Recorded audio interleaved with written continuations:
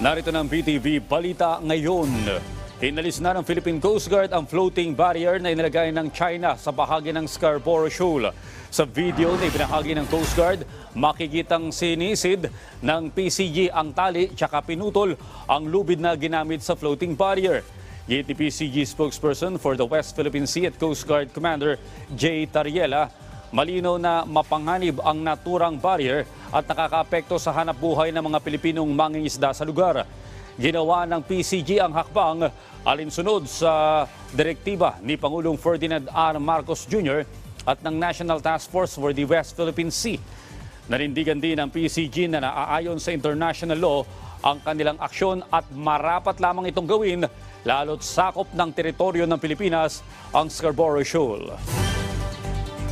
Samantala nangako ang Department of Agriculture na mamamahagi ng 25 kilo ng rice subsidy para sa mga kawani ng gobyerno bago matapos ang taong ito. Batay sa Administrative Order No. 2 na nilagdaan ni Pangulong Ferdinand R. Marcos Jr.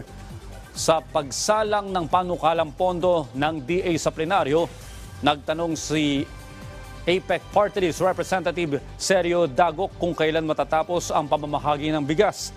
Pagtitiyak ng DA bago matapos ang Disyembre ngayong taon ay mabibigyan na ng bigas ang lahat ng government employees. Sa ngayon ay 83.95% pa lang ang target distribution ng DA. At yan po naman ang mga balita sa oras na ito. Para sa iba pang update, i-follow tuloy kami sa Facebook at Twitter sa @PTVPH. Ako po si Audrey Goriseta. Magandang umaga.